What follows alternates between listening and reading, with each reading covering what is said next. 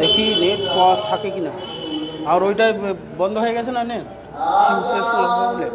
গুরুদেব কোথায় যাবেন গো পূর্ণিমায়? হ্যাঁ, শিলিগুড়ি। দাঁড়াও।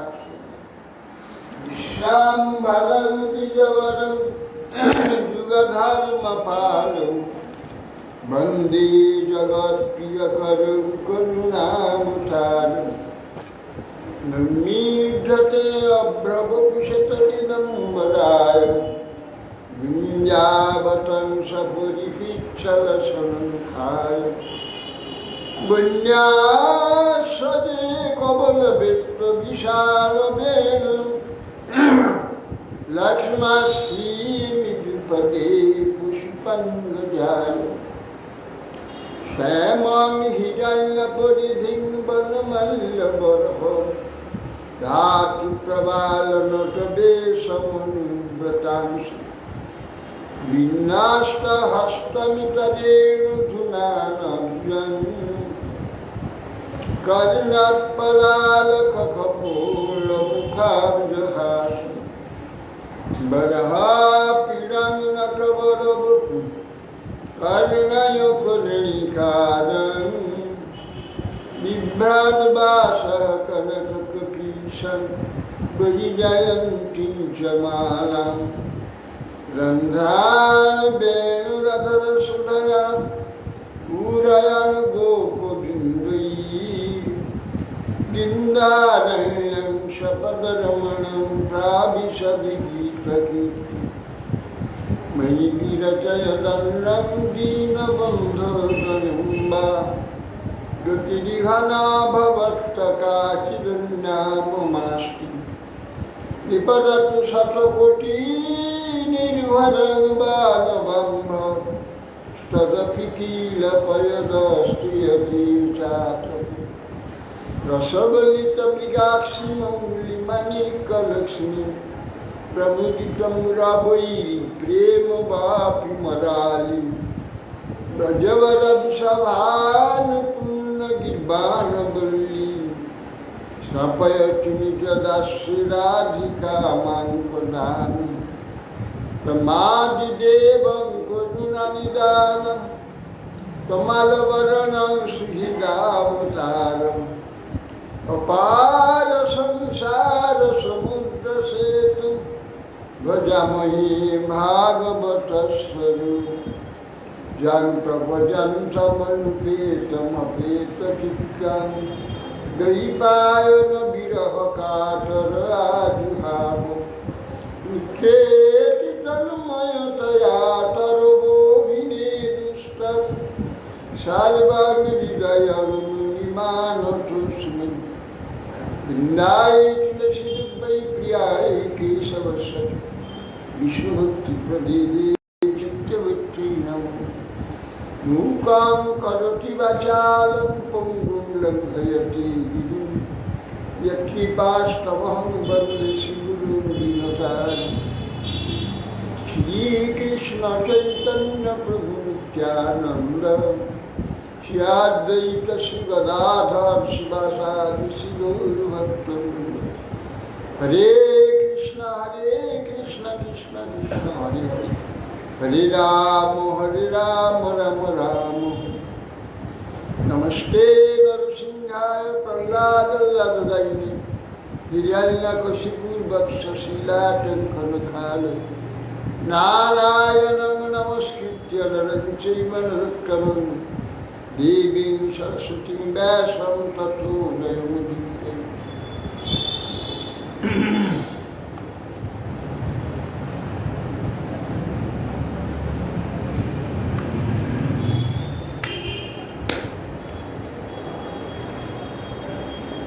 जय गुरु महाराज।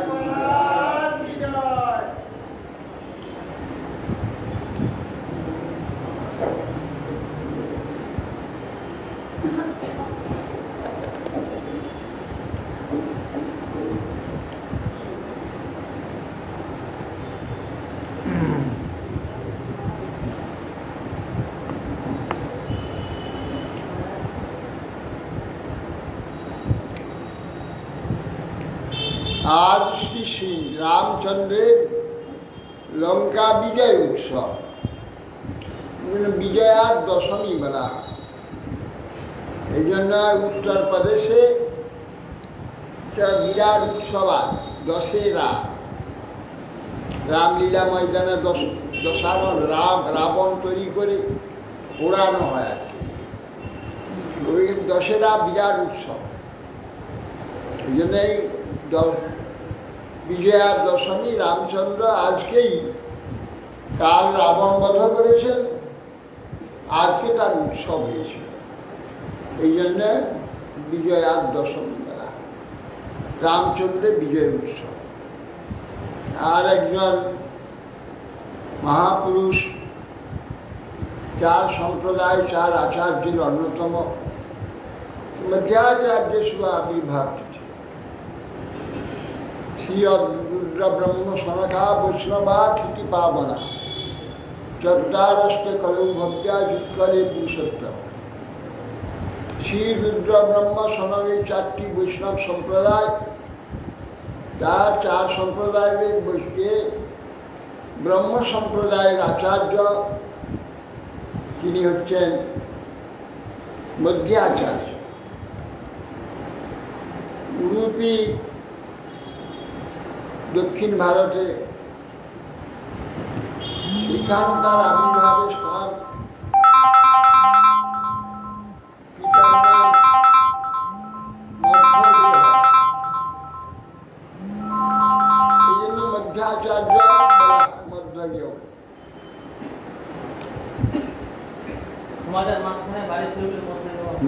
ব্রাহ্মণ শাসন থাকে তো, সমস্ত ব্রাহ্মণ থাকে, বিরাট গ্রাম।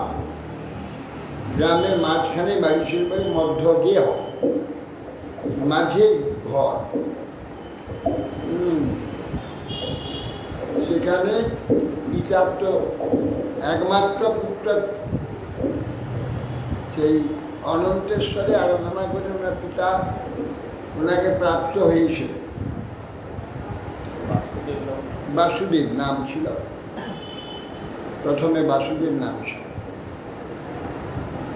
তারপর একটু বড় হতেই পিতাকে বলবে যে আমি সন্ন্যাস। ওনার গুরুদেব ছিল যে অচ্যুত প্রেক্ষ তীর্থ।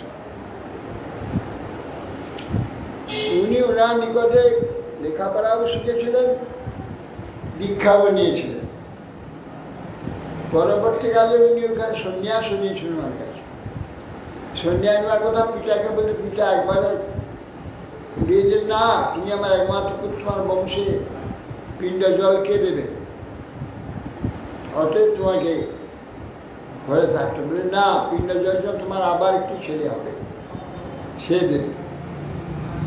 তুমি কেন সন্ন্যাস? না, সন্ন্যাস হচ্ছে আমি শঙ্করের কেবলাদ্বৈতবাদ, সেই বাদকে খণ্ডন করে আমি শুদ্ধ দ্বৈতবাদ স্থাপন করি। তখন অন্যান্য যে বৈষ্ণব সম্প্রদায় তখন বিশ্বস্বামী অনেক আগেই হয়ে গেছে, বিশ্ববিদ্যালয়টা আগে, শঙ্করের আগে। শঙ্করকে রামানুজ আর মধ্য। রামানুজ এদিকে প্রচার করছে অন্ধ্রের দিকে, আর ওপাশে হচ্ছে মধ্যাচার্য তামিলনাড়ু। সেই মধ্যাচার্য তামিলনাড়ু, ওটা কেরালা, কেরালা উডুপি, ওই অঞ্চলে। হ্যাঁ, ওই দিকে, ওইখানে তিনি আবির্ভূত হয়েছে। পিতাকে বলছে যে আমি শঙ্করের মঠকে খনন করি। শুকনো একটা গাছের ডালা পড়েছিলাম, ব্রাহ্মণ ভেবেছি দেখো এইটা যেমন গাছ হতে পারে, তোমার মতো একটা দিগ্বিজয়ী, বিশ্ববিজয়ী শঙ্করাচার্য ওখানে টেরাবাগান বিশ্ববিজয়ী আচার্য শঙ্করের মঠ তুমি খণ্ডন করো। দেখাই শুকনো এই ডালাগুলো গাছ হতে পারে না, তোমার দ্বারা হতে পারে। তখন বলছি এই ডালাটা দেন, আমি পুঁতে দিই। পুঁতে দিতে জল দিয়ে দিল, এই ডালাটা গাছ হবে, আমি শঙ্করের মত খনন করি। সত্যিই সেই গাছে অঙ্কুর বেরোলো, গাছ হয়ে গেল বিরাট বড় বৃক্ষ। আর মধ্যাচার্য শঙ্করের মত খনন করতে করতে সেই গাছের এখন কিছু নেই। কি জানি আছে কোন গাছ থেকে, এখন যে গাছটা রয়েছে কুড়িতে কি জানা, সেটা তো বটগাছে রয়েছে। ওইটা ওইটিকে না জানা যায়।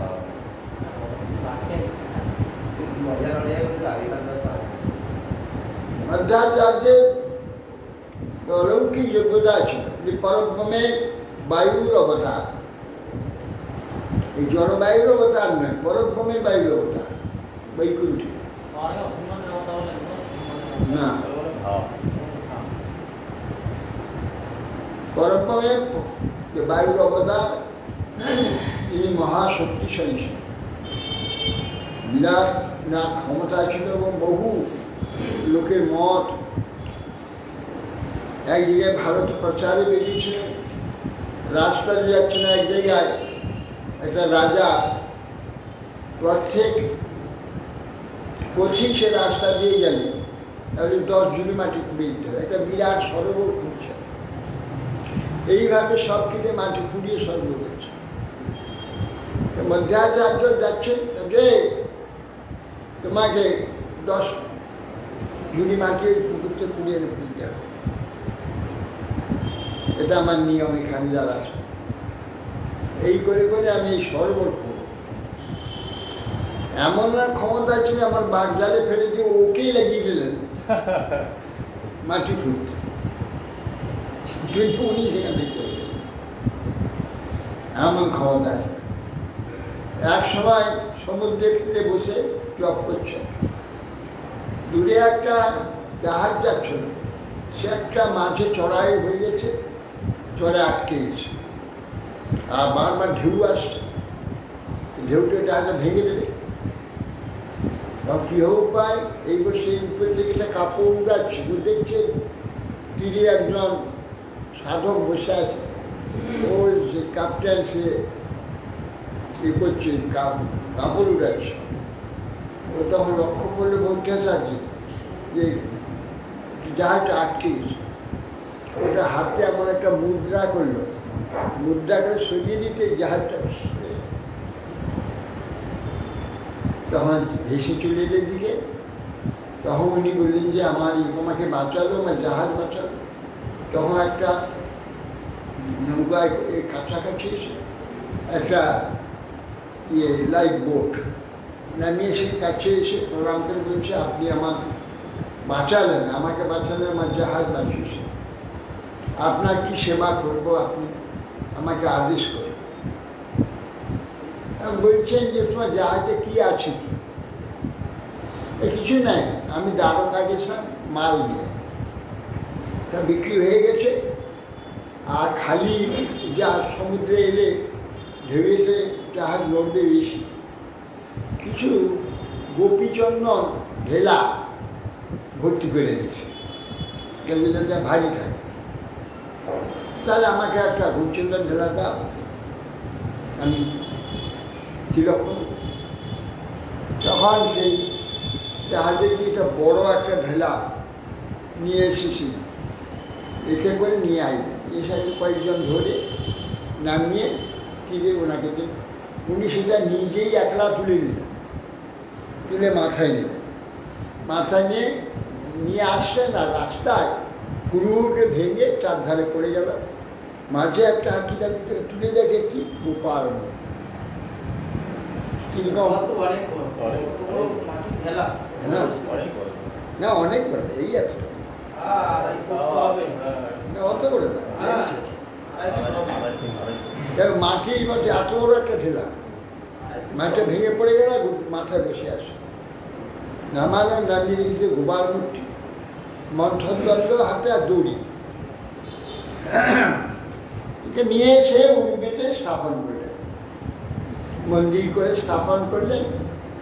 চারদিকে 9টি নারায়ণ মন্দির করে। প্রত্যেক একজন সন্ন্যাসী সেই মন্দিরে এসে পুজো রেখেছেন, নিয়ম করে প্রত্যেকে ভোরে প্রথমে এসে মঙ্গল আরতি এইখানে হবে, সকলে উপস্থিত থাকবে, এখানে পূজা করে তারপর নিজের নিজের মন্দিরে গিয়ে তখন অদ্যাবধি তাই চলছে।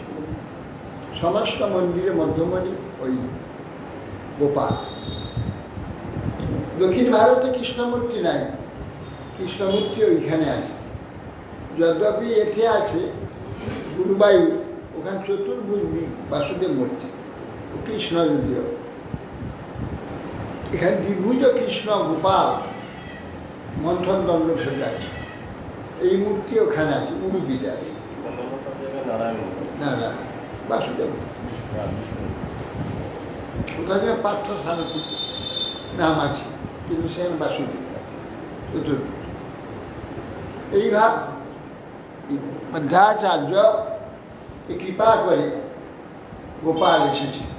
মধ্যাচার্য যেহেতু শঙ্করপন্থী সন্ন্যাসী হচ্ছে অচ্যুত প্রেক্ষ তীর্থ, তার নিকটে সন্ন্যাসী তিনি হলেন আনন্দ তীর্থ। ওনার 19 তীর্থ সন্ন্যাসী আনন্দ তীর্থ মধ্যাচার্য। ওই তারই তিনি ছিলেন যেহেতু শঙ্করপন্থী, তথাপি উনি খুব প্রিয় শিষ্য ছিলেন এবং তিনি বৈষ্ণব ভাবাপন্ন ছিলেন। তিনি যে বৈষ্ণব হয়েছেন, বৈষ্ণব ভাব এবং ব্রহ্ম সম্প্রদায় স্বীকার করেছেন, এই জন্য ওনাকে এই বৈষ্ণব প্রচারের জন্যে ওনাকে উৎসাহ দিয়েছে এবং এবার ওনার নিজের মঠে আচার্য করে দিয়েছে। এইভাবে মধ্যাচার্য তিনি এই দ্বৈতবাদ, চার আচার্যের 4টি বাদ আছে। নিম্বার্ক আচার্যের হচ্ছে শুদ্ধ দ্বৈতবাদ। বিষ্ণু স্বামী হচ্ছে দ্বৈতবাদ, আর রামানুজের হচ্ছে বিশিষ্টাদ্বৈতবাদ। মধ্যাচার্য হচ্ছে শুদ্ধ দ্বৈতবাদ। আর গৌড়ীয় আমাদের অচিন্ত ভেদাভেদবাদ। এই শুদ্ধ দ্বৈতবাদে উনি বলছেন জীব নিত্য, ভগবতার দাস নিত্য, ভগবান নিত্য, তিনি প্রভু নিত্য প্রভু। নিত্য প্রভু, নিত্য দাস। দাস কখন প্রভু হবে না, প্রভু কখন দাস হবে না। অতএব সেই জন্যে এই যে দাসত্ব নিত্য জীবে, তিনি যে প্রভু, তার প্রভুত্বই নিত্য। এই জন্য শুদ্ধ দ্বৈতবাদ। এইবার তিনি প্রচার করেছিলেন এবং বহু শিষ্য তার হয়েছে, বহু মহারাজি করেছিলেন, করে জগতে বৈষ্ণব এই 4 আচার্যের যে মঠ, এই 4টি মঠকে ভিত করে মহাপ্রভুর অচিন্ত ভেদাভেদবাদ তারপর স্থাপিত হয়েছে।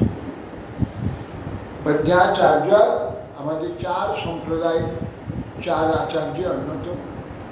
তিনি এই তিথিতে অবতীর্ণ হয়ে সমস্ত বিশ্বেতে, সেই জন্য আমাদের গৌড়ীয় মাধ্য গৌড়ীয় সম্প্রদায় বলে আমরা প্রচার করি।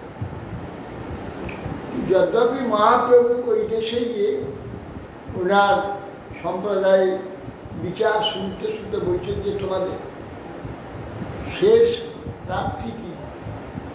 বলে আমাদের চতুর্বিধ মুক্তি নিয়ে বৈকুণ্ঠে। বলে এটা তো মহাপ্রভু স্বীকার করেন। শুদ্ধ ভক্ত এই চতুর্বিধ মুক্তি তারা চায় না, তারা মুক্তিই চায় না, ভগবানের সেবা চায়। শাস্তি সামীপ্য সারূপ্য সালোক্য একত্র দীয়মান ন গিন্নন্তি বিনামত সেবনন্দ।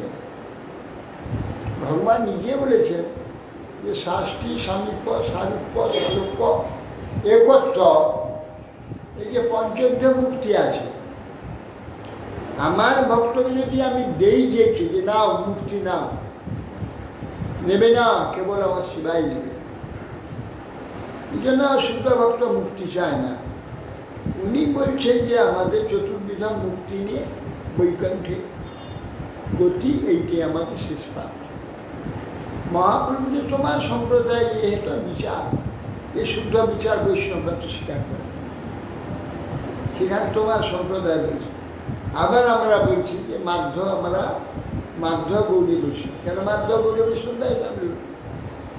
ওই সম্প্রদায়ের যে সন্ন্যাসী, তার নাম ছিল লক্ষ্মীপতি তীর্থ, মধ্য সম্প্রদায়। একদিন এক চক্রাজি এসেছিলেন, এসে হারায়োঝার কাছে তিনি বৃদ্ধ হয়েছেন, সব তীর্থ করার ইচ্ছা আছে, একজন শক্ত যুবা সঙ্গে থাকলে তাকে নিয়ে তিনি ভ্রমণ করবেন বলে ভিক্ষা চাইলেন, আমাকে ভিক্ষা দিতে হবে। কি ভিক্ষা দেবো? না, তোমার এই পুত্রটিকে আমার সঙ্গে দিতে হবে, আমি ঠিকই ভ্রমণ করি। তখন স্ত্রীর কাছে বলছে যে এই ব্রাহ্মণ, এই সন্ন্যাসী আমার প্রাণ ভিক্ষা করলো, আমি কি করব? এই সন্ন্যাসী তিনি প্রাণ ভিক্ষা করেছে আমার কাছে, প্রাণ তুলে যে নিত্যানন্দ, বলছে আমাকে সঙ্গে দিতে হবে, তা আমি কি করবো? তার স্ত্রী বলছে যে সন্ন্যাসী এক অতিথি, শ্রেষ্ঠ সর্বোত্তম ব্রাহ্মণ, তার উপরে সর্বশ্রেষ্ঠ হচ্ছে সন্ন্যাসী। প্রার্থনা যা করছে তা দিতেই হবে, উপায় তো নেই। আমরা গৃহস্থ, প্রাণ চাইলে প্রাণ দেওয়ার ব্যবস্থা আছে, প্রাণ দিতে হবে। যেমন একটু অসুর হয়ে বিরোচন প্রাণ দিয়ে পরমায়ু দিয়ে দিলেন, প্রার্থনা করলেন, পরমায়ু দিলেন। সেই জন্যে দিতে হবে, এই বলে নিত্যানন্দ সমর্পণ হয়েছে। সে লক্ষ্মীপতি তীর্থ তিনি নিত্যানন্দ প্রভুকে নিয়ে গিয়ে সন্ন্যাস দিয়েছেন, দীক্ষা দিয়েছেন। সন্ন্যাস দিয়ে সঙ্গে সারা ভারতবর্ষ ঘুরিয়ে বৃন্দাবনে এসে ছেড়ে দিয়েছে, তুমি এইখানে থাকো, আমি আর যাবো না কোথাও। ওনাকে ওইখানে গিয়ে উনি ওইখানে কৃষ্ণকে খুঁজছেন, কৃষ্ণ কোথায়? তখন বলছেন কৃষ্ণ গৌরদেশে গিয়ে প্রকাশিত হয়েছে। তখন জানতেন তার পরে এসে কৃষ্ণকে অন্বেষণ করে, মহাপ্রভুকে অন্বেষণ করে প্রাপ্ত হয়েছে। হ্যাঁ না, হ্যাঁ মাধবেন্দ্রপুরীর সঙ্গে দক্ষিণের দর্শন হয়েছে। মাধবেন্দ্রপুরীকে গুরু নিয়ে আমি খুব সম্মান করেছিলেন, এইরকম উল্লেখ আছে। গুরু নয়, লক্ষ্মীবাড়ি তীর্থ হচ্ছে গুরু। সেই থেকে মধ্যা সম্প্রদায়ের সঙ্গে গৌড়ীয় সম্প্রদায়ের সম্পর্ক। গৌড়ীয় সম্প্রদায়ের গুরু তো নিত্যানন্দ। অতএব সেই জন্যে আমাদের, যদিও ওদের মতের সঙ্গে আমাদের মতের মিল নেই, আমাদের অচিন্ত ভেদাভেদবাদ, ওনার হচ্ছে শুদ্ধ দ্বৈতবাদ। কিন্তু যেহেতু নিত্যানন্দ প্রভু ওই সম্প্রদায় দীক্ষিত সন্ন্যাসী ছিলেন, অতএব সেই জন্যে সন্ন্যাসটা ওনার কাছে নিয়েছিলেন কি না? হ্যাঁ নিয়েছেন। কেন? উনি সন্ন্যাস দিয়েছেন, ওনারও তো সন্ন্যাসী, সেই তীর্থ সন্ন্যাসী, আর নিত্যানন্দ প্রভু সেই তীর্থ। যাই এই জন্যে নিত্যানন্দ নিত্যানন্দ তীর্থ।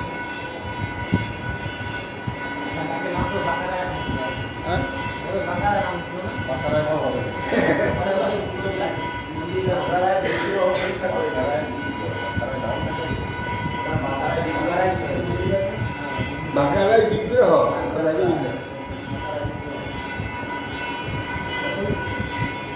নিত্যানন্দ প্রভু বিগ্রহ স্থাপন করেছিল ওখানে, আমার এই খড়দহে শ্যাম সুন্দর। তা জানা যায়। নিত্যানন্দই নিত্যানন্দ।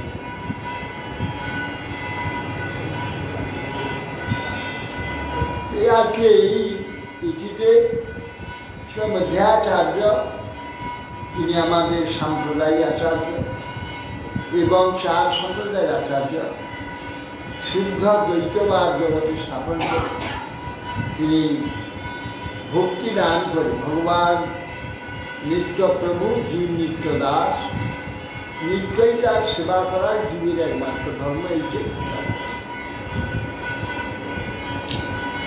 সেই মধ্যাচার্য আমাদের প্রসন্ন হোক বা দৃষ্টি করি যেন আমরা নিত্য প্রভু যে ভগবান, আমরা জন্ম জন্ম নিত্য দাস, দাস বা লাভ করি যেন আমার এই মনুষ্য জন্ম সাথে। জয় জয় শ্রী চৈতন্য জয় নিত্যানন্দ জয়াদ্বৈত চন্দ্র জয় গৌর ভক্তবৃন্দ। অবতরি প্রভু প্রচার লীলা সংকীর্তন, দেহ গৌণ হেতু পূর্বে করিয়াছি সূচন। অবতারের আর এক আছে মুখ্য বীজ, রসিক শেখর কৃষ্ণের সেই কার্য নিয়ম। অতি গুণা হেতু সেই ত্রিবিধ প্রকার, দামোদর স্বরূপ হইতে যাহার প্রচার। স্বরূপক সাই প্রভু অতি অন্তরঙ্গ, তাহাতে জানেন প্রভু এসব প্রসঙ্গ। রাধিকার ভাব মুক্তি প্রভুর অন্তর, সেইভাবে সুখ দুঃখ উঠে নিরন্তর। মহাপ্রভু অবতীর্ণ হয়ে কলিযুগ ধর্ম নাম সংকীর্তন প্রচার করতে হবে। এটা গৌণ, এছাড়া একটি মুখ্য বীজ তার আছে অবতার। কেন অবতীর্ণ হয়েছে? রসিক শেখর যে কৃষ্ণ, সেই কার্যটি তার নিজের কাজ, সেই জন্য অবতীর্ণ হয়েছে। যুব ধর্ম, নাম সংকীর্তন ইত্যাদি এসব তার কার্য নয়। অতি গুহ সেই যার জন্য অবতীর্ণ হয়েছেন, টিভি যে প্রকাশ, দামোদর দামোদর থেকে সেটা প্রচার হয়েছে। কেননা দামোদর গোস্বামী মহাপ্রভু অতি অন্তরঙ্গ, তিনি তাকে জানেন, প্রভুর এইসব প্রসঙ্গ তার জানেন। রাধিকার ভাবমূর্তি প্রভু, প্রভুর অন্তর কি? রাধার ভাবমূর্তি, সেই জন্য ভাব কান্তি আশ্রয় করে ভগবান অবতীর্ণ এই জন্য হয়েছে। আর রাধিকার ভাবমূর্তি প্রভুর অন্তর, নিরন্তর সেইভাবে সুখ দুঃখ তার উঠে। শেষ লীলায় প্রভুর কৃষ্ণ বিরহ উন্মাদ, ভ্রমময় চেষ্টা সদা প্রলাপময় বাদ। রাধিকার ভাব জইছে উদ্ধব দর্শনে, সেইভাবে মত্ত প্রভু রহে রাত্রি দিনে। রাত্রে বিলাপ করে স্বরূপের কণ্ঠ ধরি, আবেশে আপন ভাব কহে উঘাড়ি। যবে যেই ভাব উঠে প্রভুর অন্তর, সেই গীত শ্লোক সুখ দেন দামোদর। এবে কার্য নাই কিছু এসব বিচারে, আগে ইহা বিবরিব করিয়া বিচারে। বলছেন শেষ লীলা প্রভু কৃষ্ণ বিরহ উন্মাদ ছিল, ভ্রমময় চেষ্টা ছিল, আর সবসময় প্রলাপ, কথাগুলি প্রলাপময় বাদ ছিল। উদ্ধব দর্শনে রাধারানীর যেমন প্রলাপ এবং ভ্রম হয়েছিল, সেই ভ্রমণ গীতা ভ্রমণকে উপলক্ষ করে যেমন তিনি উদ্ধবকে সেইভাবে ভ্রমণকে লক্ষ্য করে উদ্ধবকে পাঠিয়েছেন, তিনি সেইভাবে সেখানে বিরাট করেছিলেন প্রজ্বল পর। ঠিক সেইভাবে মহাপ্রভু মত্ত থাকতেন স্বরূপদামোদর রায় রামানন্দ নিয়ে রস আস্বাদন করতেন। এ রস যে নির্মল শুদ্ধ ভাব, সেইটা জগতে জানাবার জন্য মহাপ্রভু সেই যে অপূর্ব উন্নত উজ্জ্বল রস দুই বন্ধুর সঙ্গে আস্বাদন করতেন। অতএব সেই রসে যে রস যে অতি নির্মল উজ্জ্বল শুদ্ধ, এইটা তার প্রমাণ করিয়েছে। স্ত্রী হেন নাম প্রভু এই অবতারী শ্রবণে না শুনিলেন বিদিত। অতএব মহামহিমা সকলে গৌরাঙ্গ নাগর স্তব নাই কেহ নাই বলে।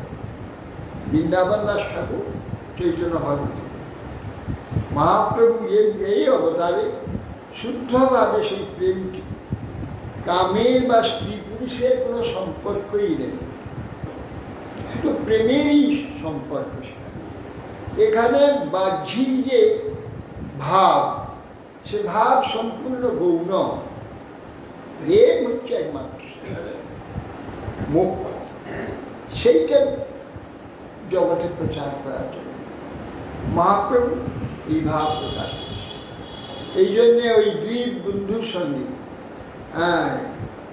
সর্বদানন্দের সঙ্গে করে রস আস্বাদন, বহিরঙ্গ সঙ্গে করে নাম শুনতে, অন্তরঙ্গ যে দুই বন্ধু তার সঙ্গে রস আস্বাদন করতে। হ্যাঁ, এই জন্য এইগুলো জাগতিক যে ব্যাপারগুলো, নায়ক নায়িকার ব্যাপার, যেগুলো নাকি সকলে প্রকাশ্যে এইসব আলোচনা করে, এইসব কীর্তন করে, পাঠ করে, এইগুলো নয়। মহাপ্রভু সেই অন্তরঙ্গ সে গোপনে গম্ভীরার মধ্যে এইসব রস আসন সাধারণের কাছে যে আলোচনা করলেই বিপরীত হয়ে যায়।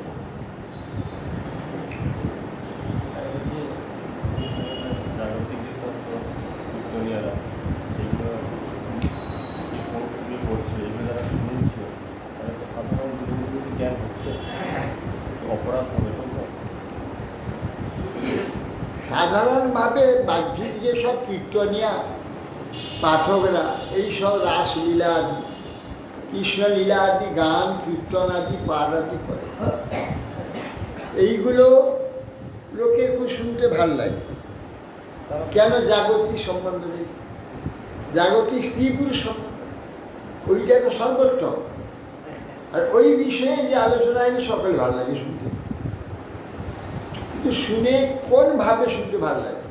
আরে এদিকে এসো, তুমি ওইখানেই দেখছো, এ বাসো তো বসো, লোকের সঙ্গে ইয়ে হচ্ছে, আর সেইখানে তার লোকের অসুবিধা করছে না, বসে এখানে জায়গা, এখানে পড়েছে জায়গা। অতএব সেই জন্যে এর বস্তুটা যে সম্পূর্ণ জাগতিক ভাবের বিপরীত, এটা এইটা মহাপ্রভু জগতে না এলে তাই কেউ জানত না।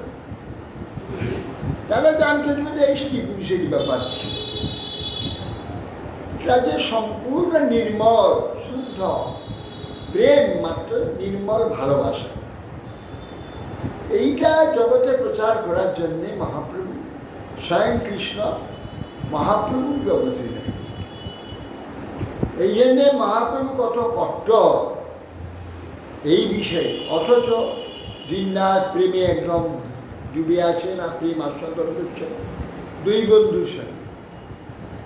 অথচ এইখানে স্ত্রী পুরুষ ভাবের প্রতি কি কট্টর বিরোধ দেখুন। মহাপ্রভু যাচ্ছেন সেই এতে কি টোটা না জমেশ্বর টোটা দিয়ে যাচ্ছে। দুইটি দেবদাসী গুর্জরির আগে রাধা গোবিন্দের মিলন সম্বন্ধে একটা গান গেছে। মহাপ্রভু তো ভাবেই থাকতেন, বিশেষ করে শেষে ওই ভাবে আর কি গান শুনে আবিষ্ট হয়ে গেছে, আবিষ্ট হয়ে ছুটে যাচ্ছে, তাতে আলিঙ্গন জড়িয়ে ধরবে প্রেমে। গোবিন্দ পিছনে পিছনে ছুটিয়ে বলছি, আরে স্ত্রী স্ত্রী স্ত্রী, যোশী যোশী বলছে। মহাপ্রভু দাঁড়িয়েছে, এই একটু এগিয়ে বসো না, পিছনে ইয়ে হচ্ছে আরো এত জায়গা পড়ছে, পিছিয়ে আছো কেন, এগিয়ে এসো, মাঝে মাঝে গেছো, ঠেসে ঠেসে বসছে। মহাপ্রভু বলছে, নিবারিয়া তুমি মোর রাখিলে জীবন, স্ত্রী স্পর্শ হইলে মোর হইচ মন। যদি আমি আবেশে গিয়ে ওই স্ত্রীকে জড়িয়ে ধরতাম, এক্ষুনি সমুদ্রের প্রাণ ত্যাগ করতাম।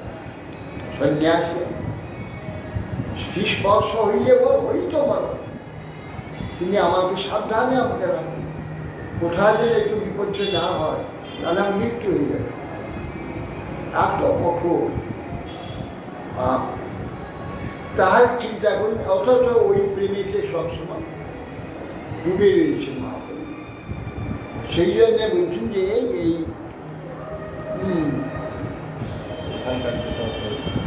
এইখানের যে ব্যাপারটা সম্পূর্ণ বিপরীত, এর সঙ্গে কোনো সম্পর্ক নাই। বৃন্দাবনের যে রস, এইখানের যে স্ত্রী পুরুষ সম্পর্ক সম্পূর্ণ বিপরীত, কোনো সম্বন্ধ নেই। মহাপ্রভু তার সেই আদর্শে দেখিয়ে দিয়েছে সর্বত্র। অতএব এই জন্য বৃন্দাবন স্ত্রী হেন নাম প্রভু এই অবতারে সবনে না শুনিলেন বিদিত। স্ত্রী সম্পর্কে কথা সবনে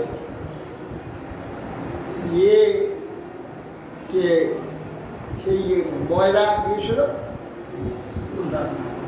মুকুন্দার মা, সে ময়রা কি নাম যেন তার,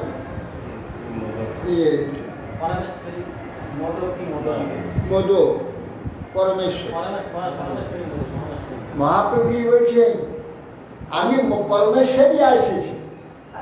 পরমেশ্বর, হ্যাঁ হ্যাঁ পরমেশ্বর, এসো এসো। ছোটবেলা বাচ্চা ছিলেন মহাপ্রভু, উনি মধু ময়রা, ওনার দোকানে সামনে যেতেন, হাত পাততেন, সুন্দর ওই সন্দেশ হাতে দিতেন, মহাপ্রভু খেতেন, খুব স্নেহ করতেন মহাপ্রভু। মহাপ্রভু পরমেশ্বর খুব সন্ন্যাসী হয়ে গেল। মহাপ্রভু সন্ন্যাসী হয়ে যখন নীলাচলে এলেন, তখন ওই পরমেশ্বর এসেছে। পরমেশ্বর এসে বলছে, প্রণাম করে বলছে, আমি পরমেশ্বরই আমাদের এসেছি। বলে, হ্যাঁ পরমেশ্বর এসো এসো এসো, ভালো ভালো। মুকুন্দার মা এসেছে, দেখে মহাপ্রভুর মাথা নিচু। মুকুন্দার মা এসে যেমন কিরকম কঠোর। মুকুন্দার মা বলছি, যদি বলতো আপনার আমার পত্নী এসেছে তারপর অসুবিধা ছিল। মুকুন্দার মা এসেছে কথা বললে মুকুন্দের জন্ম সম্পর্কে এসে একটা সন্ন্যাসীর কাছে কথা বলতে কিরকম মানে কট্টর ভাবে এই কথা বলতে, আমি এসেছি পরমেশ্বরিয়া, মুকুন্দার মাও এসেছে। যে মুকুন্দার মা বলেছে তারপরে মাথা বেশি শুনবেন না। এইসব আদর্শ ছিল মহা কট্টর। তাহলে সেই বৃন্দাবন যে রসটা বা সেই যে প্রেমটা কি জাতীয়, সেইটা জগতে কেউ জানতো না যদি মহাপ্রভু না আসে।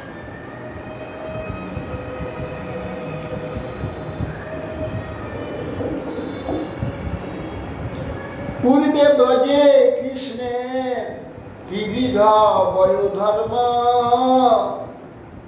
কৌমার পৌগণ্ডয়ার কৈশোর মর্ম, বাৎসল্য বেশে কইল কৌমার সফল পৌগণ্ড সফল কইল লইয়া সখা বল রাধিকাদি লইয়া কইল রাসাদি বিলাস বাঞ্ছা ভরিয়া সাদিল রসের নির্যাস কৈশোর বয়স কাম জগৎ সকল রাসাদি লীলাইতি করিল সফল সপি কৈশোর কবয় মানয়ন মধুসূদন রেমে স্থিরত্ন কুটস্থ খপা সুখ পিতাহিত। বলছেন যে পূর্বে ব্রজেতে কৃষ্ণ ত্রিবিধ বয়োধর্ম ছিল, বাল্য, পৌগণ্ড, কৈশোর। বাল্য 5 বছর পর্যন্ত, পৌগণ্ড 10 বছর পর্যন্ত, 11 বছর থেকে 16 হচ্ছে কৈশোর। এই পর্যন্ত কৃষ্ণ শেষ, তারও কিন্তু আগার নেই। ওই কৈশোর পর্যন্ত তার হয়েছে 125 বছর, ওই কৈশোর সরে দিয়েছে। আর এরপরে পরিবর্তন হয়, হ্যাঁ না, যুবকার আসেনি, এই কৈশোরই পর্যন্ত। কিশোর কিশোর। এই জন্য প্রদ্যুম্নকে দেখে সব মহিষীরা কৃষ্ণ বলেই মনে করেছে। প্রদ্যুম্ন যখন সেই মায়াবতীর সঙ্গে আকাশ থেকে নামলো, দেখে সবাই মনে করছে কৃষ্ণই মনে হয়েছে। তারপরে একটু ভালো করে দেখে বলি না, কৃষ্ণ নয়, কৃষ্ণ দিয়ে অন্যরকম মনে হচ্ছে। তাহলে তখনও কৃষ্ণ ওই রকম। এই জন্যে বাৎসল্য আবেশে কইল কৌমার সফল।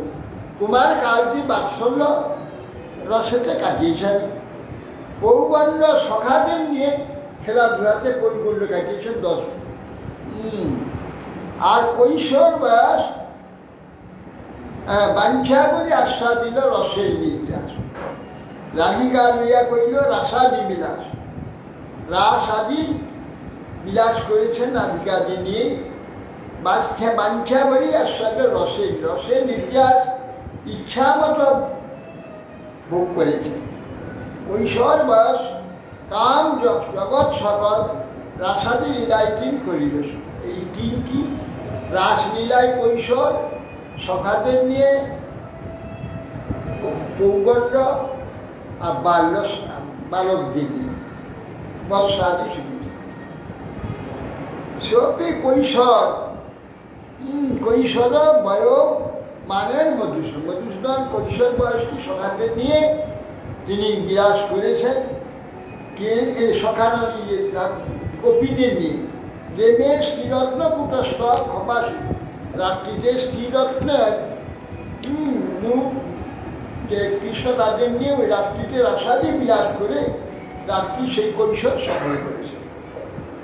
বাচা সুচিত সর্বরী রতিকলা প্রাগলভ্যয়া রাধিকা বীরা কুঞ্চিত লোচনা বিরচয়ন অগ্রে সখীরামসু দর্বাক্ষরুহ চিত্রা কলি মকরি পণ্ডিত পারঙ্গত কৈশোরা সফল করতি কলয়ন কুঞ্জে বিহার হরি।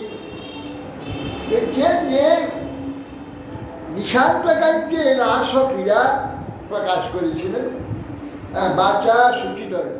শ্রী রাধারানীকে সখীগণ সম্মুখে তিনি লজ্জা মুদ্রিত নয়ন করত তদীয় স্তনযুগলে তিনি অপূর্ব চিত্র বিচিত্র করে দিয়েছিলেন। কুঞ্জে করে কুঞ্জে বিহার করেছেন। কৈশোর সব তদ্বক্ষরুহ চিত্র কেলি মকরি পাণ্ডিত্য পারদর্শ অপূর্ব চিত্র অঙ্কিত করেছিলেন। এইভাবে কৈশোর কাল সফল করেছিলেন কুঞ্জে বিহার।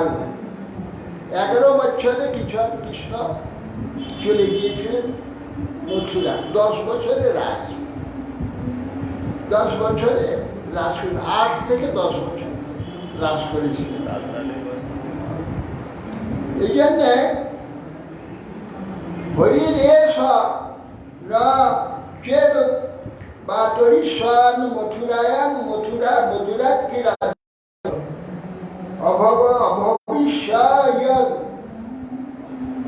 অভবিষ্যয়ং বৃথা সৃষ্টির মকরী সৃষ্টির মকরার অপরাঙ্কস্তু বিশেষ তদত্তদার্থ।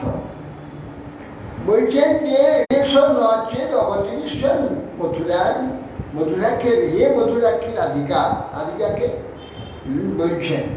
হ্যাঁ, লজ্জিত পূর্ণমাসী বলছেন যে হে মধুর নয়নে বৃন্দে, এই কৃষ্ণ রাধিকা যদি মথুরা মণ্ডলে অবতীর্ণ না হতেন তাহলে বিধাতার সমস্ত সৃষ্টি ব্যর্থ হতো। অর্থাৎ কন্দর্পের যে মহিমা তাহলে ব্যর্থ হয়ে যেত যদি রাধাকৃষ্ণ অবতীর্ণ। প্রকৃত প্রেম, প্রকৃত যে রস জগতে কেউ জানতো না, বিকারটাই জানত। জগতে যেমন বিকার, বিকারে জগৎ সৃষ্টি হচ্ছে, বাস এই পর্যন্ত। এর যে চমৎকারিতা, যে প্রেম, যে রস যেটা, সেটা কেউ জানতে পারত। হরি যদি না আবির্ভূত হতেন, হ্যাঁ, কৃষ্ণ যদি রাধা গোবিন্দ আবির্ভূত না হতেন জগতে, এর সন্ধান যদিও অন্যান্য যুগেতে সন্ধান পাবে না, কেবল এই যুগেতে এই যে কৃষ্ণ এই দাপরে এসেছিলেন, সেই কৃষ্ণই গৌরূপে অবতীর্ণ হয়ে সেইটা সন্ধান দিয়ে যান, এটা কেউ জানত না। এই মতো পূর্বে কৃষ্ণ রসের সদান যদ্যপি করিল রস নির্যাস সর্বন তথাপি নহিল তিন বাঞ্ছিত পূরণ। তাহা সারিতে যদি করিল যতন, তাহার প্রথম বাঞ্ছা করিয়ে ব্যাখ্যান। কৃষ্ণ কহে আমি হই রসের নিদান, পূর্ণানন্দময় আমি চিন্ময় পূর্ণ তত্ত্ব।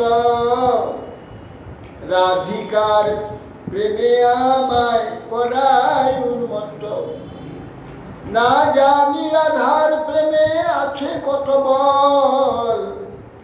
যে বলে আমারে করে সর্বদা বিহল। কৃষ্ণ বলছেন যে কৃষ্ণ তিনি নিজে বলে আমি তো রসের সদন, রসের আশ্রয়। যদ্যপি করিল রস নির্যাস সর্বন, অর্থাৎ ব্রজেতে আবির্ভূত হয়ে যে রস, সে রস চর্বণ করেছে, তদ্ভুত আস্বাদন করেছে, রসটা পিয়ে খায়, কিন্তু এখানে রসটাকে চর্বণ করেছেন। হ্যাঁ, এই প্রকার, হ্যাঁ, চর্বণ করেছেন। এই কথা আস্বাদটা করিল সফল, সেইটি রসটাকে যত্ন করলেন। হ্যাঁ, কি না তথাপি নহিল তিন বাঞ্ছিত পুরন। যদ্যপি তিনি রস নির্যাস চর্বণ করেছেন, সেটা ব্রজেতে অবতীর্ণ হয় সখা সখীদের সকলকে নিয়ে, তথাপি তিনটি বাঞ্ছা তার পূরণ হয়। আর সব প্রচুর রস আস্বাদন করেছে, সেইটা আস্বাদিত যতি করিল যত। কৃষ্ণ সেই রসটি আস্বাদন করবার জন্য যত্ন করেছে। তার প্রথম বাঞ্ছা করিয়ে ব্যাখ্যান। কৃষ্ণ কহে আমি হই রসের নিদান। কৃষ্ণ বলছে আমি তো রসের মূল, আশ্রয় আমি। পূর্ণানন্দ নিদান নিঃশেষে দান করে থাকেন, বিনীতানি নিদান, যার থেকে মানে যাকে খনি, যার থেকে সমস্ত রস প্রকাশিত হবে, সমস্ত রসের মূল, যে নিদানকে মূল বলে। নিদান মানে গোড়া, সোজাসুজি করে গোড়া, মূল, রসের নিদান। এই জন্য পূর্ণানন্দময় আমি চিন্ময় পূর্ণ তত্ত্ব। পূর্ণ আনন্দময়, পূর্ণ চিন্ময়, পূর্ণ তত্ত্ব। পূর্ণ কাকে বলে? যাতে কোনো একটু ধরবার আর কোনো রাস্তা নেই, আর দিলে একটু এক বিন্দু দিলে পড়ে যাবে, তার নাম পূর্ণ, তার কোনো অভাব নেই। সেই জন্য বলছে আমি পূর্ণানন্দময় চিন্ময় পূর্ণ তত্ত্ব। রাধিকার প্রেমী আমায় করার উন্নত। বাহ, কি আশ্চর্য! যার অভাব নেই, কিছুরই অভাব নেই।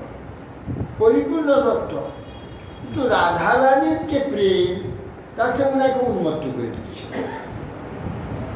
না জানি রাধার প্রেমে আছে কোনো বল, তার কি এমন বল আছে যে বলে আমার করে সর্বদা বিহল, আমি বিহল হয়ে যাই।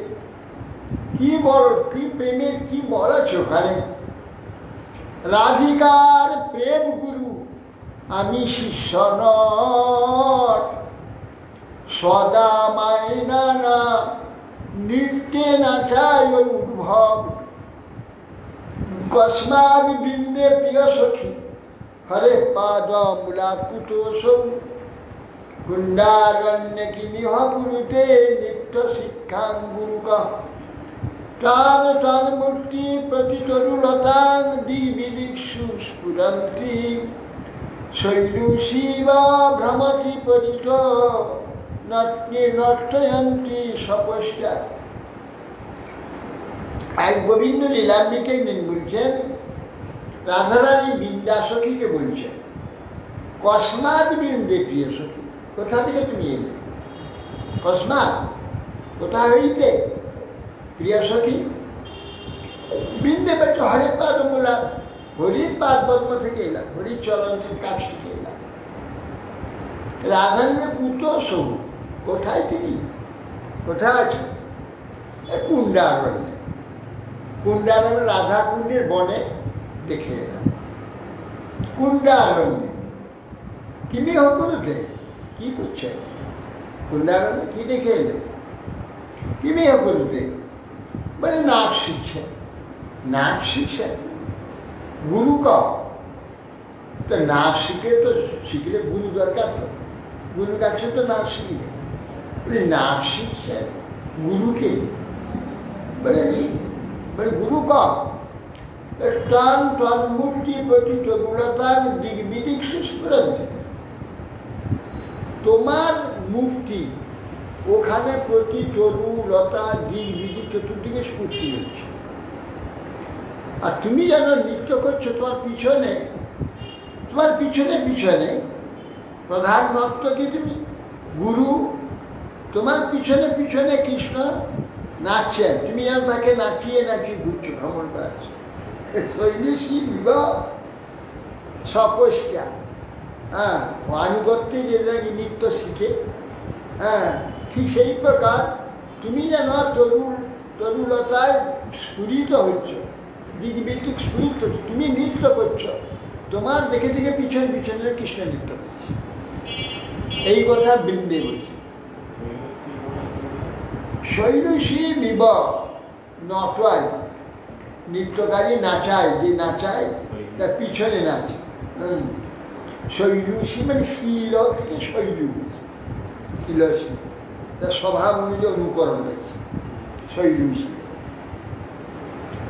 নিজ প্রেম সাজে মোর হয় যে আল্লাহ, তাহা হইতে কোটি গুণ রাধা প্রেম সাত।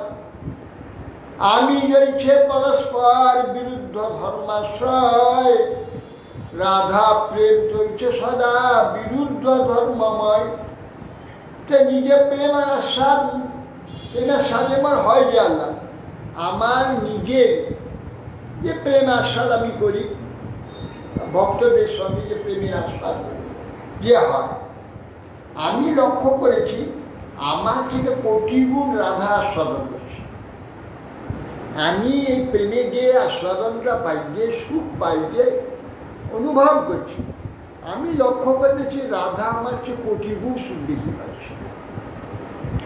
আমি রয়েছে পরস্পর বিরুদ্ধ ধর্মাশ্রয়, ভগবান বিরুদ্ধ ধর্মাশ্রয়, ভগবানের সব বিষয়ে বিরুদ্ধ, যা করেন তার বিরোধ, তিনি তার বিরুদ্ধেই কার্য করছেন, বিরুদ্ধ ধর্মাশ্রয়।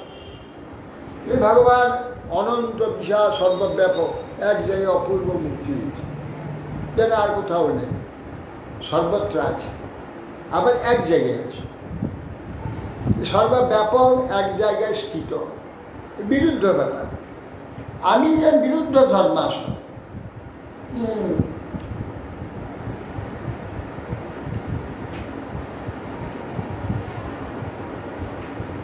রাধার প্রেম চলছে সদা বিরুদ্ধ ধর্ম, রাধার প্রেমটাও ঠিক সেই রকম বিরুদ্ধময়।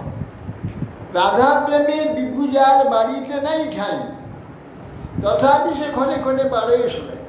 রাধার প্রেম বাড়তে বাড়তে চরমে চলে গেলে তার বারবার আর জায়গা নেই, তথাপি বেরিয়ে যাচ্ছে, বাড়ে শোনে। যা হইতে গুরু বস্তু নাই সুনিষ্ঠ, যার থেকে রাধার যে প্রেমের যে গুরুত্ব, তার থেকে গুরু বস্তু আর নেই, গৌরব বর্জিত। তথাপি গুরুর ধর্ম গৌরব বর্জিত, তার যে গুরুত্বের জন্য গৌরব নেই, গৌরব বর্জিত গুরুত্ব। আর গুরুত্ব হলেও তার গৌরব বাড়বে, কিন্তু রাধার এত গুরুত্ব যা নাকি বাড়তে বাড়তে চরম সীমায় গিয়েও তার উপরে বাড়তে গিয়েছে, কিন্তু গৌরব বর্জিত। তো গুরুত্ব থাকলেও গৌরব নেই, গুরুর ধর্ম গৌরব বর্জিত। যাহা বই সুনির্মল দ্বিতীয় নাহিয়া, সেটাই তো গুরুত্ব আছে, তার গৌরব নেই। এইটাই তো বুঝতে হবে, এটাই তো মানে চরম কথা। হ্যাঁ, যার থেকে সুনির্মল আর নাই, আর যার থেকে আর নির্মলতা তার উপরে আর নেই, তথাপি সর্বদা ব্রাহ্ম বক্র ব্যবহার, নির্মল সরল সাদা সিধে, কিন্তু প্রতি ক্ষণে ক্ষণে বক্রভাব, বক্রভাব, কুটিল ভাব। না হলে প্রেমী রস আস্বাদন করানো যাবে না কৃষ্ণের। কুটিল ব্রাহ্ম ভাব না হলে রস হবে না। কৃষ্ণ আসেননি, রাধারানী কৃষ্ণ ভোরে সকালে এসেছে, কিন্তু সোজাসুজি কৃষ্ণকে দেখলে যেমন রাধারানী ঝাঁপিয়ে পড়ে, সেইভাবেই ঝাঁপিয়ে পড়ে, তাহলে কৃষ্ণের সব কাজ বেকার হয়ে যাবে। রাধা তো প্রিয় কৃষ্ণ, চন্দ্রার গৃহেতে রাধা কৃষ্ণ গিয়েছেন। রাত্রে এখানে রাধারানী বাসর সিটে বসে আছেন, কৃষ্ণ আসবেন। কৃষ্ণ আসেন, কেন আসেন? তারা চন্দ্রা দেবীর কুঞ্জে গিয়েছেন। রাধারানী যদি ক্রুদ্ধ হবেন, রাগ করবেন, এটা জানলেই কৃষ্ণ জানবেন না? অবশ্যই জানবেন। তাহলে অনায়াসে রাধা কুঞ্জে এক মূর্তিতে যখন অসংখ্য গোপীতে অসংখ্য রূপ ধারণ করেন, অসংখ্য রূপে নৃত্য করেন, তা মাত্র রাধার কুঞ্জে এক মূর্তিতে এক মূর্তি রাধার কাছে চলে এলে, চন্দ্রা কুঞ্জে এক মূর্তি রাধার কুঞ্জে চলে এলে কোনো অসুবিধা নেই, এটা অনায়াসে পারত। আরে আসে কেন? আসে রাধারানী রাগ করবে, মান হবে না গেল, সেই জন্য আসেন। রাধারানী জানেন কৃষ্ণ অনায়াসে আসতে পারতেন, কৃষ্ণ আসেননি কেন? কিছু রসের ব্যাপার আছে, সেই জন্য আসে। কেন আসে? যখন কৃষ্ণ আসছেন, রাধাজি ঝাঁপিয়ে পড়ে তার সকল মার হয়ে যেত, যা করেন রাধে পিছন ফিরে বসে। কৃষ্ণ কোটি প্রাণের চেয়েও অতি প্রিয় যে কৃষ্ণ, কৃষ্ণকে দেখলে যেন সে উড়িয়ে পড়ে যেতে যাবে, উড়িয়ে গিয়ে কৃষ্ণকে পড়ে যাবে পতঙ্গের ন্যায়। এইরকম যা হৃদয়, কৃষ্ণ এত প্রিয় যে কৃষ্ণ এসেছে, কৃষ্ণ পিছন ধরে রাধারানী বসে কথা বললেন না, এটা অসম্ভব, হতে পারে না। কেন এটা রাধারানী করি? কৃষ্ণ মান ভাঙাবেন, তার মানটা ভাঙাতে যে রস হবে, যে আনন্দ হবে, সেইটা সাধন করার জন্য রাত্রে কৃষ্ণ আসে। না গেলে রাধারানী মান করবেন, সেই মানটা ভাঙাতে যে রস হবে, সেই রসটুকু রাধারানী কৃষ্ণকে দেওয়ার জন্যে, এই জন্যে মান করে বসে। একটা রস বৈচিত্র্য, যে কৃষ্ণকে দুধ থেকে দিলে রাধারানী মনে হয় উড়িয়ে গিয়ে পড়ে যাবে, এইরকম যা কৃষ্ণের প্রতি আকর্ষণ, সেই রাধারানী কৃষ্ণ এলে না পিছন ফিরে বসে, এটা অসম্ভব। কেন হলো না? কৃষ্ণকে সুখ দেওয়ার জন্য। রাধারানী জাগতিকের যে এলেন না বলে রেগে মান করেছে, সেটা নয়। রাধারানী কৃষ্ণকে সুখ দেওয়ার জন্য মান করেছেন, তার কাছে আসেননি বলে কৃষ্ণের প্রতি ক্রোধ করে মান করেননি। একটা বিপরীত, কৃষ্ণকে সুখ দেওয়ার জন্য মান করেছেন, আর কৃষ্ণ যে আসেননি সেটা কেন? সেও রাধারানীকে সুখ দেওয়ার জন্য। আর কৃষ্ণ না আসার জন্য রাধারানী তো রাগ হবে, অভিমান হবে। কৃষ্ণ জানেন না? জানেন না, জানেন যে কৃষ্ণ জানেন যে আমি যদি না যাই রাধারানীর বেশি সুখ হবে, আর আমি যদি যাই তার শেষ সুখটা হবে না। এই জন্য আসেন। রাধারানীর নিকট কৃষ্ণের তো আরো বেশি সুখ তার হবে, সেই সুখটাকে তিনি পরিত্যাগ করে রাধারানীর নিকট আসেন। হ্যাঁ, যেমন এতে জয়দেব গোস্বামী গীত গোবিন্দে পততি পতত্রে বিচলিত পত্রে সংকেত ভবদুপযান নকুরু নিতম্বিনী গমন বিলম্বন অনুসরত হৃদয় ঈশ্বর। কে বসে আছে, গাছে পাখি এসে বসছে, তার পাতা নড়ে গেছে, ওই বুঝি আসবে, এই জন্য অস্থির হয়ে বসছে। পততি পতত্রে বিচলিত পত্রে, যখন পাখি এসে গাছে পাতায় বসে যাচ্ছে ডালায়, তো পাতা নড়ে যাচ্ছে, তখন অস্থির বুঝে বোধহয় কৃষ্ণ এসে গেছে, এরকম উৎকণ্ঠা। সে কৃষ্ণ আসছে, আসবে কি, কখন আসবে, কিভাবে তাকে আহ্বান করব, কিভাবে তার সঙ্গে কথা বলবো, কিভাবে সেখানে উপস্থিত হবো, এইসব ভাবছে। আর সবসময় উৎকণ্ঠিত, এই কৃষ্ণ এলো, এই কৃষ্ণ এলো। এইভাবে যে আস্বাদনটা রাধারানী হচ্ছে, কৃষ্ণ এসে পৌঁছালে সেটা হবে না। এই জন্য কৃষ্ণ সারা রাত আসেননি রাধার এই আনন্দটাকে দেওয়ার জন্য। রাধারানী সুখের জন্য কৃষ্ণ আসেননি। আবার রাধারানী যে অতি প্রিয় যে কৃষ্ণ, এসে পৌঁছালে তিনি তার উপরে উড়িয়ে পড়ে যাবেন, তা না করে তিনি সারা রাত ওই কৃষ্ণে ওই আসছে, ওই আসছে, পথটি পথত্রে বিচলিত পথে সংকেত ভগবত বোঝানো, ওই বোঝে কৃষ্ণ এসে যাচ্ছে, ওই শব্দ পাচ্ছে, ওই গন্ধ পাচ্ছি, এইরকম যে সে সারা রাত কৃষ্ণে খালি কৃষ্ণ চিন্তা, কৃষ্ণ ভাবে একবারে তিনি আলোড়িত, আকুলিত। এমন অবস্থাটুকু হয়েছে কৃষ্ণ সম্বন্ধে কি আনন্দ হয়, যার হয় সে বুঝে, অনেক বুঝতে পারবে। হ্যাঁ, প্রিয় আসছে, এই এসে গেল, এই আসবে, এই তার জন্য যে উৎকণ্ঠা, তার জন্য যে মানে অপেক্ষা, তার জন্য যে ছটপট ছটপট করছে, এতে যে রাধারানী সুখ হচ্ছে, কৃষ্ণ এসে পৌঁছালে সুখ হবে না, সেই জন্য কৃষ্ণ আসে।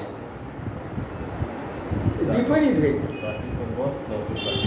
প্রাকৃত বধ, কিন্তু প্রাকৃত নয়, সম্পূর্ণ উল্টো। সেই জন্যে কৃষ্ণ আসে। আবার কৃষ্ণ এলে রাধারানী তাকে ছুটে গিয়ে পড়ে যাবে না, তা বললে এটা ভীষণ করে কথা বলে যাবে। একটা কিছু একটা কৃষ্ণকে শুনতে আছে। কৃষ্ণ এখন নানাভাবে ওর মান ভাঙাতে চেষ্টা করে, যতভাবে করছে তার বিপরীত করছে। আর সখীরা উস্কে দিচ্ছে, হ্যাঁ, ললিতা বিশাখার আরো বেশি উস্কাচ্ছে। হ্যাঁ, দেখো ওই এলো, এই সমস্ত দেখা যাচ্ছে, এই দেখো তার গায়ের অবস্থা, দেখো দেখো কাপড় চুপড় কিরকম, দেখো কিরকম অবস্থা তার, ইত্যাদি নানা রকম উস্কাচ্ছে। তার ধরি তত মানটা আরো গাঢ় হচ্ছে, তত কৃষ্ণের তাকে মান ভাগাবার জন্য আরো নানা রসের সৃষ্টি করেছে। এই যে কৃষ্ণকে এই রসটা দেওয়ার জন্য রাধারানী মান করছে, কৃষ্ণ আসেনি বলে তার প্রতি ক্রোধ করে রাধারানী মান হয়, সম্পূর্ণ বিজয়। সাধারণ মনে করবে যে রাধারানী রাগ হয়েছে, কৃষ্ণ আসে না। রাধারানী কৃষ্ণকে সুখ দেওয়ার জন্য মান ভাঙাতে গিয়ে যে কৃষ্ণের সুখ হবে, যে আনন্দ হবে, সেই সুখটা, সেই আনন্দটা রাধারানীকে দেওয়ার জন্যে তিনি আসেননি। আবার রাধারানী কৃষ্ণকে সুখ দেওয়ার জন্য মান করছেন, মান ভাঙাতে যে কৃষ্ণের আনন্দ হবে, সে আনন্দটাকে দেওয়ার জন্য রাধারানী মান করছে। অত্যন্ত কষ্ট হচ্ছে কৃষ্ণের সঙ্গে কথা না বলা, কৃষ্ণ কথা বলতে বারবার বলছে, কথা বলছে না, এই যে সমস্ত ব্যাপারটা কি রাধারানীর জন্য কষ্ট হলেও কৃষ্ণ সুখ হচ্ছে, কৃষ্ণ সুখ হচ্ছে, এই জন্য তার আনন্দ যে আমার এই কার্যের জন্যে, আমার এই মানের জন্যে কৃষ্ণ সুখী হচ্ছে, আমাকে মানটা ভাঙাবার জন্য, এই সুখটাই দেওয়ার জন্য না কৃষ্ণকে রাধারানী মানে একবারে বিপরীতে। হ্যাঁ, এই জন্য রবীন্দ্রানন্দ এই যে গোবিন্দা নন্দিনী রাধা গোবিন্দ মোহিনী, এমন তিনি কার্য করেন কি গোবিন্দ মোহিত হয়, তার সেই কার্য, তার আচার, তার আচরণ, এগুলো শুদ্ধ। এই জন্য এখানে বলছে যার বহি সুনির্মল দ্বিতীয় নাহিয়া তথাপি সর্বদা বাম্য বক্র ব্যবহার। তিনি এত নির্মল, এত সরল, এত সাদা, কিন্তু দেখা যাচ্ছে যে সবসময় বক্রভাব, বাঁকা বাঁকা ব্যবহার, বাঁকা বাঁকা চলা, বাঁকা বাঁকা কথা। কেন? সে কৃষ্ণ শুদ্ধ আছে, তিনি নির্মল সরল, সব কিছু ঠিক আছে, শুধু কৃষ্ণ সুখের জন্য। হ্যাঁ, অহিরিব গতি প্রেমনা, হ্যাঁ, স্বভাব কুটি লাভ হবে। অহিরিব সাপের নেই বেঁকে বেঁকে চলে। প্রেমটা এইরকম, প্রেম সরাসরি হলে প্রেম হবে না, রস হবে না। প্রেমেতে রস হতে গেলে ওই সাপের মতো বাঁকা বাঁকা। অহিরিব প্রেমনা স্বভাব কুটিলা হবে।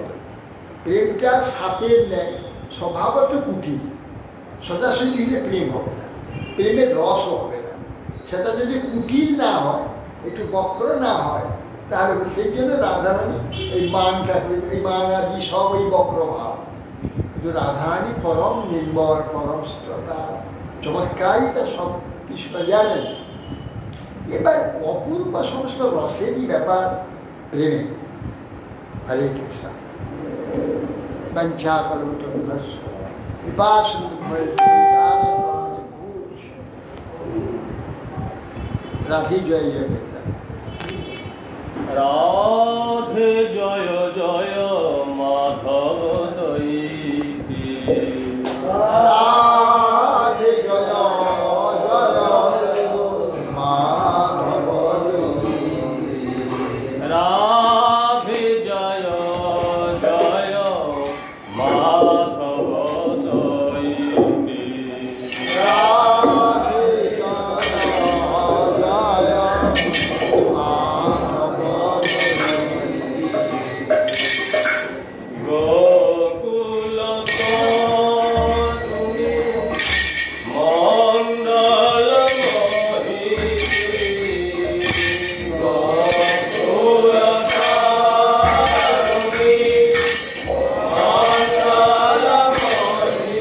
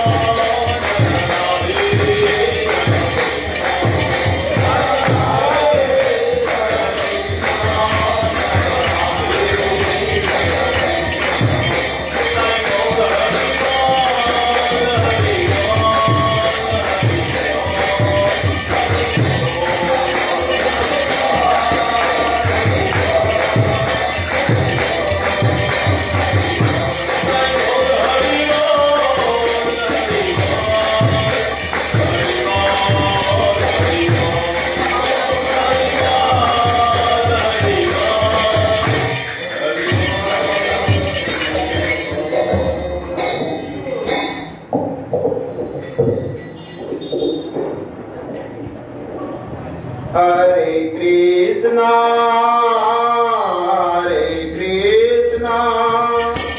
Krishna Krishna, Hare Hare, Hare Rama, Rama Rama, Hare Hare. Hare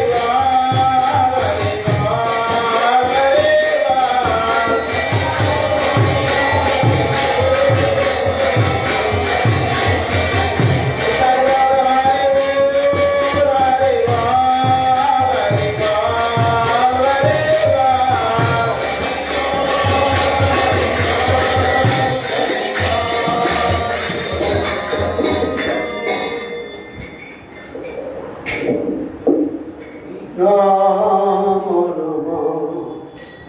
रगे मोहा रानी बिंदे मोहा रानी राम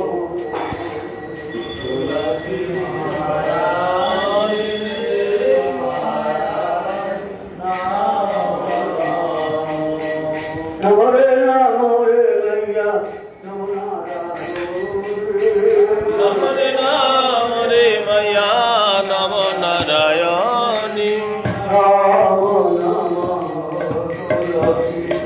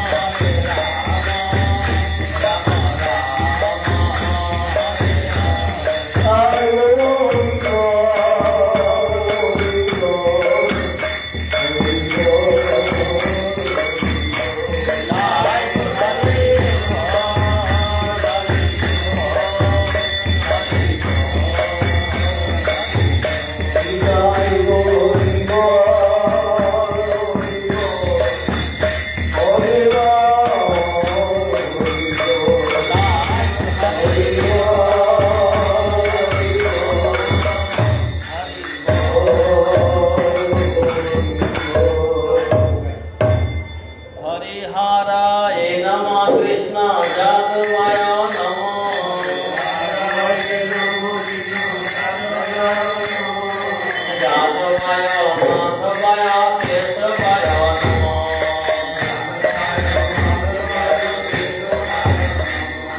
गोपालक विंदराम श्रीमदुर्गा जय जय गिरिधारी गोपीनाथ माता नमः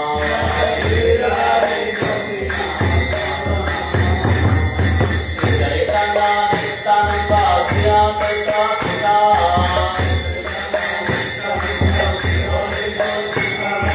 हरे गुरु वैष्णव भागवत गीता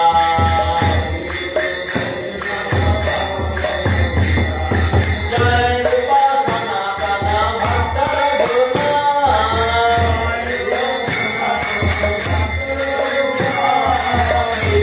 गोपाल भक्त रघुनाथ